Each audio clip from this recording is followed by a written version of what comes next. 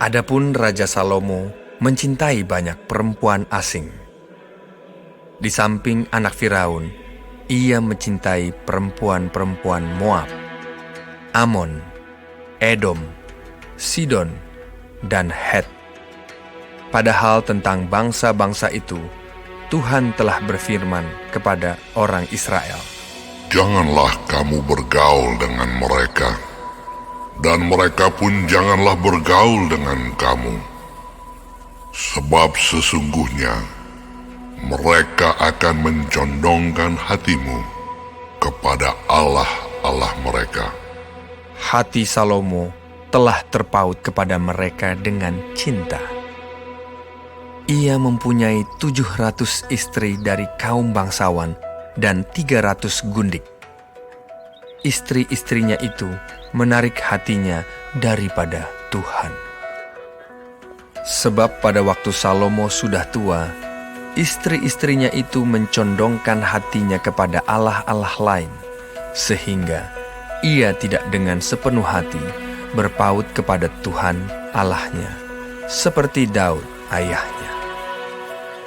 Demikianlah Salomo mengikuti Asitoret, dewi orang Sidon, dan mengikuti Milkom, dewa kejijikan, sembahan orang Amon. Dan Salomo melakukan apa yang jahat di mata Tuhan, dan ia tidak dengan sepenuh hati mengikuti Tuhan seperti Daud, ayahnya.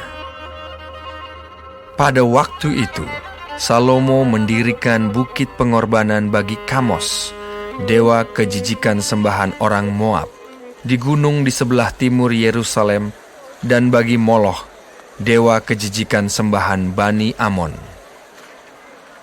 Demikian juga dilakukannya bagi semua istrinya, orang-orang asing itu, yang mempersembahkan korban ukupan dan korban sembelihan kepada allah-allah mereka.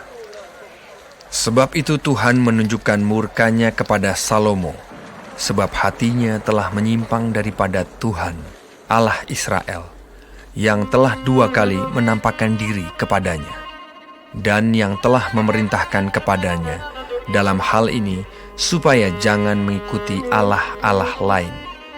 Akan tetapi, ia tidak berpegang pada apa yang diperintahkan Tuhan.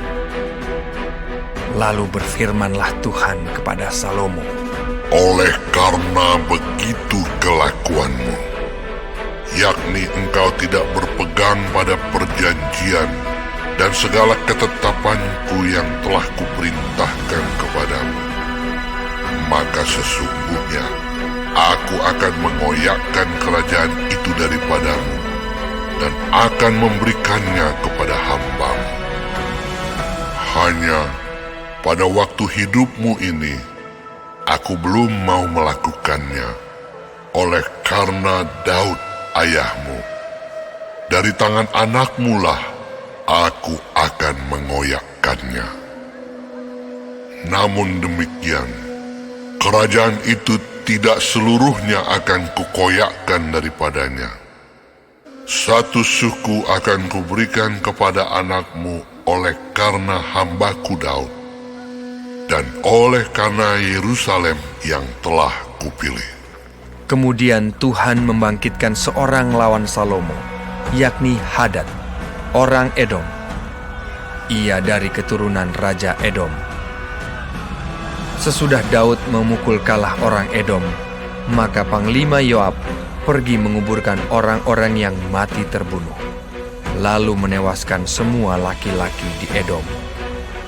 6 bulan lamanya Yoab diam di sana dengan seluruh Israel, sampai dilenyapkannya semua laki-laki di Edom.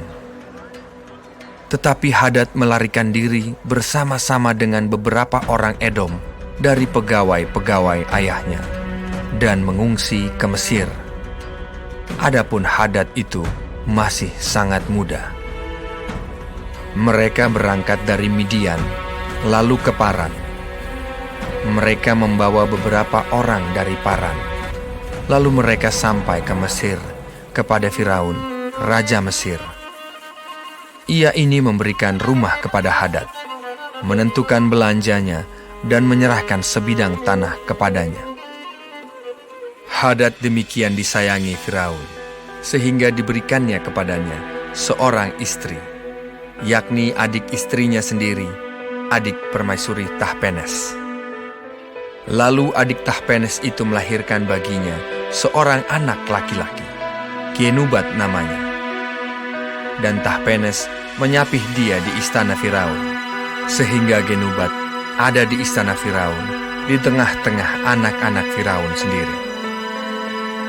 Ketika didengar Hadad di Mesir bahwa Daud telah mendapat perhentian bersama-sama dengan nenek moyangnya, dan bahwa Panglima Yoab sudah mati juga, maka berkatalah Hadad kepada Firaun, "Biarkanlah aku pergi ke negeriku."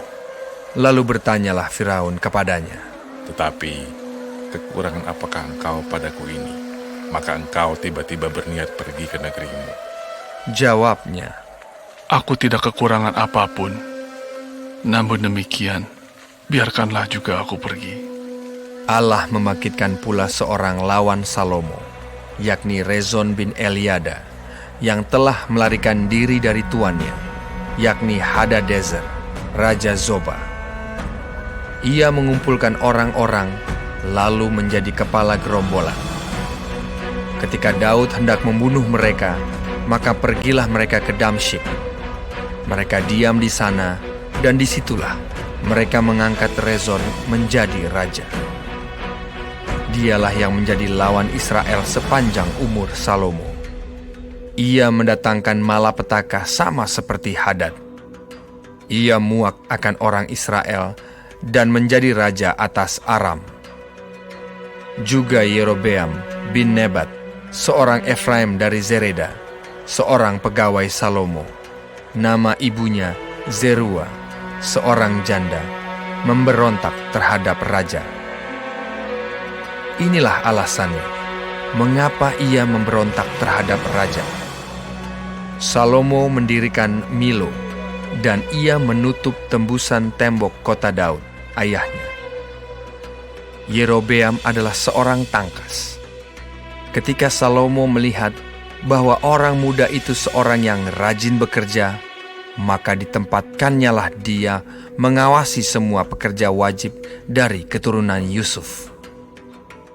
Pada waktu itu, ketika Yerobeam keluar dari Yerusalem, Nabi Ahia, orang Silo itu, mendatangi dia di jalan dengan berselubungkan kain baru. Dan hanya mereka berdua ada di padang. Ahia memegang kain baru yang di badannya, lalu dikoyakannya menjadi 12 koyakan. Dan ia berkata kepada Yerobeam, "Ambillah bagimu 10 koyakan. Sebab beginilah firman Tuhan, Allah Israel. Sesungguhnya aku akan mengoyakkan kerajaan itu dari tangan Salomo, dan akan memberikan kepadamu 10 suku. Tetapi 1 suku akan tetap padanya, oleh karena hambaku Daud, dan oleh karena Yerusalem, kota yang kupilih itu dari segala suku Israel.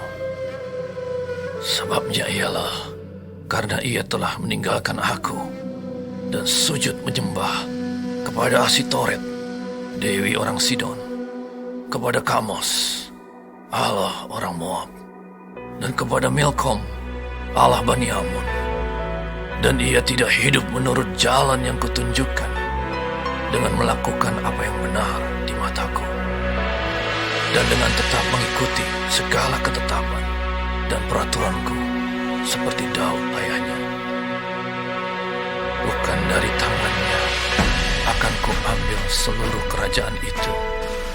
Aku akan membiarkan dia tetap menjadi raja seumur hidupnya, oleh karena hambaku Daud yang telah kupilih, dan yang tetap mengikuti segala perintah dan ketetapanku.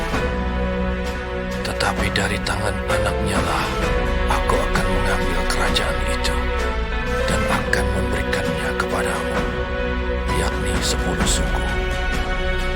Dan kepada anaknya akan kuberikan 1 suku, supaya hambaku Daud selalu mempunyai keturunan di hadapanku di Yerusalem, kota yang kupilih bagiku supaya namaku tinggal di sana. Maka engkau ini akan kuambil, supaya engkau memerintah atas segala yang dikehendaki hatimu dan menjadi raja atas Israel. Dan jika engkau mendengarkan segala yang kuperintahkan kepadamu dan hidup menurut jalan yang kutunjukkan dan melakukan apa yang benar di mataku dengan tetap mengikuti segala ketetapan dan perintahku seperti yang telah dilakukan oleh hambaku Daud, maka aku akan menyertai engkau dan akan membangunkan bagimu suatu keluarga yang teguh seperti yang kubangunkan bagi Daud, dan aku akan memberikan orang Israel kepadamu. Dan untuk itu aku akan merendahkan keturunan Daud, tetapi bukan untuk selamanya. Lalu Salomo berikhtiar membunuh Yerobeam.